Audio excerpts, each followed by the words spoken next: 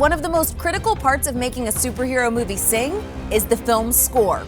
We've got four-time Academy Award nominee Danny Elfman here to talk about crafting the sound of a super team. Really, the whole crazy jigsaw puzzle of Justice League was how to incorporate old and new and make it all work together. It was my feeling when I came on the project that DC already had these really cool elements and that they shouldn't be ignored, that we should pull it all together. We should make it part of the DC legacy. So right in the beginning, the feeling was for these different characters, it's like, okay, we're going to touch on bits of all these different things.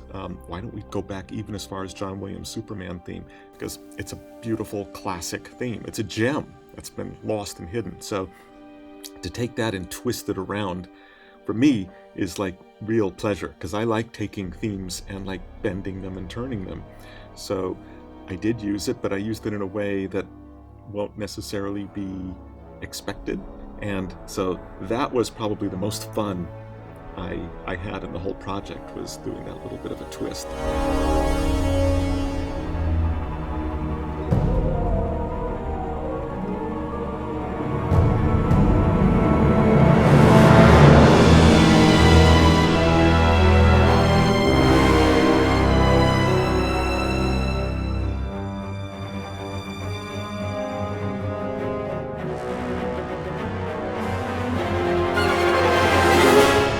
Acknowledged Hans's Wonder Woman theme because it's a really catchy melody, and it's like, okay, I found a great moment for that.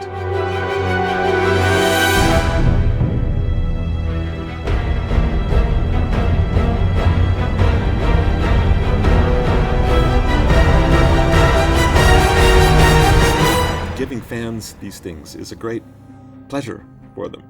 Tying things together is a pleasure for them. It gives like a little bit of a thrill. And when it came to Batman, it was kind of easy. We defined 2 or 3 moments where we were really doing Batman 89, so to speak, like right out of it, just like fan moments. But then everywhere else, it was just, that's what Batman's harmonies are, that's what his melody is.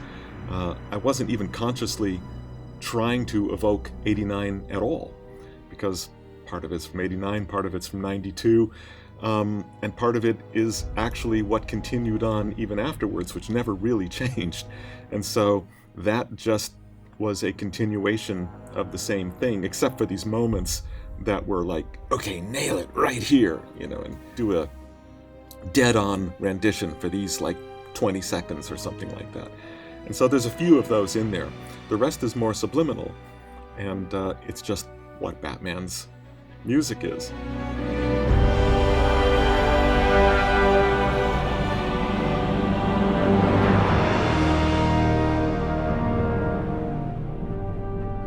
For Aquaman, Flash, and Cyborg, I didn't want to introduce a complex theme because there's just too many themes. In other words, you really can't have 6 themes running in a movie, or you're never not going to be playing somebody's theme, and it's going to get really tedious.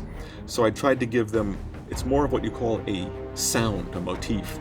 Real simple element, just a few notes or an orchestration or a feel that identifies them, but it isn't getting into like a whole big fleshed out theme with an A section and a B section and all that. It's more just an element that your ear can catch.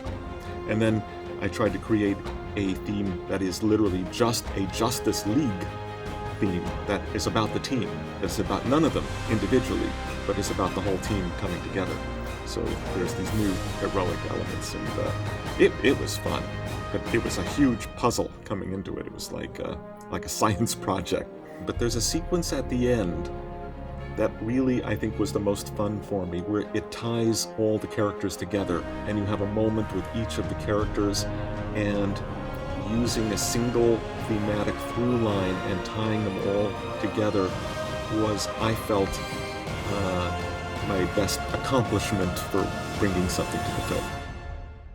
That's a peek inside the process of scoring Justice League. So don't miss the movie event of the season this weekend so you can experience how Danny Elfman's brilliant work brings the team to life.